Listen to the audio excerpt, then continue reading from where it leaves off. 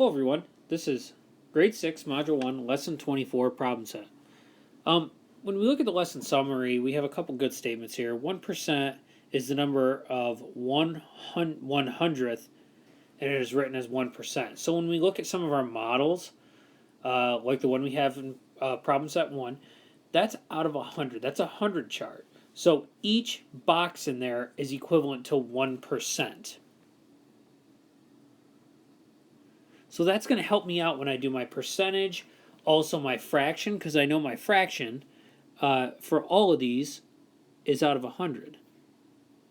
Because that's how many percentage points are in are in a percentage. There's 100 of them. So we're talking about 100%, so my fraction is going to be out of 100, especially when I have my boxes over here to show me that there are 100 boxes. So let's read this first one. Marissa just bought 100 acres of land. She wants to grow apple, peach, and cherry trees on her land. Color the model to show how the acres could be distributed. So, and then use the model to complete the table. Now, it doesn't matter what you shade in for apple, peach, and cherry. It just is important that we do our calculations based on that. So I'm going to do apples in red, and I know this is a 10 by 10, so I'm going to shade 1, 2, 3, 4 rows. A peach I'll do in yellow, and I'm only going to do 3 of those. Actually, I'll do 5. And then the cherry, I got to pick another color, so I'm going to do purple, and that's what's left over. Now I'm picking some easy numbers to work with because I know I can count by tens. So now for apple, my percentage, I have 10, 20, 30, 40. So 40 boxes are filled and they're each worth 1%. That's 40%. It also means that out of a fraction, I did 40 of the 100. Now, when I write this as a decimal, it's easy because I can just say this statement, 40 hundredths. Well, 40 hundredths. I have to go out to the hundredths place, and I know the 40 is going to fit in. That's what's nice about decimals and fractions. When you're working with tenths, or hundredths, or thousandths, if you say it, you can immediately write it as a decimal. So that's why working with percentages out of 100 is just, it's an easier way to do it with fractions and decimals.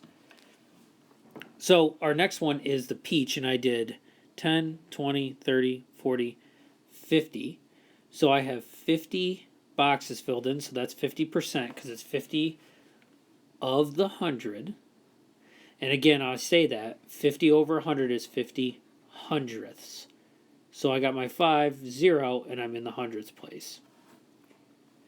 My last one, 10.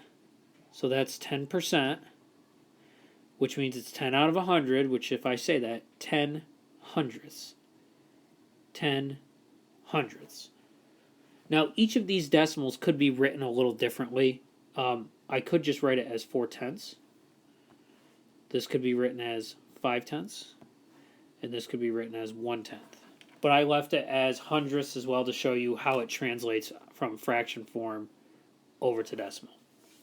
Let's take a look at page 2. And here we are on page 2. We'll zoom in here. And 2 says, after renovations on Kim's bedroom, only 30% of the wall is left without any decor. Shade the grid below to represent the space that is left to decorate. So she needs 30% left to decorate.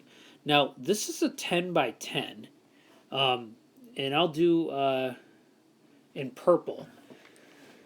So this is a 10 by 10, and the reason why I have 1/100th on there, the block represents 1/100th.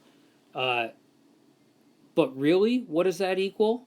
It's going to equal 1%. Because if I have 100 hundredths, That's 1. That's the value of 1, which is 100%. So each of these boxes is 1%, because if I add all of these boxes up, I'll get 100%. So now I'm going to shade in, it said 30%, and if I know one box is 1%, I can shade 30 of them.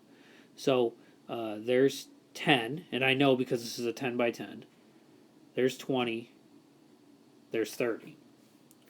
Now B says what percent of this wall has been decorated. Well, that's kind of a trick question. It's whatever's left. So that's been decorated. Meaning if the wall is 100% and we have 30% not decorated, then that means 70% is decorated. So just showing it in different forms, because this is the decimal form of it, where on the other page we didn't have any form. They were just 100 boxes and we knew each was a percent. So 1/100th is equivalent to 1%. And there's the fraction form to show that. Hope this helps. Thanks for watching, and good luck on the rest of your problem set.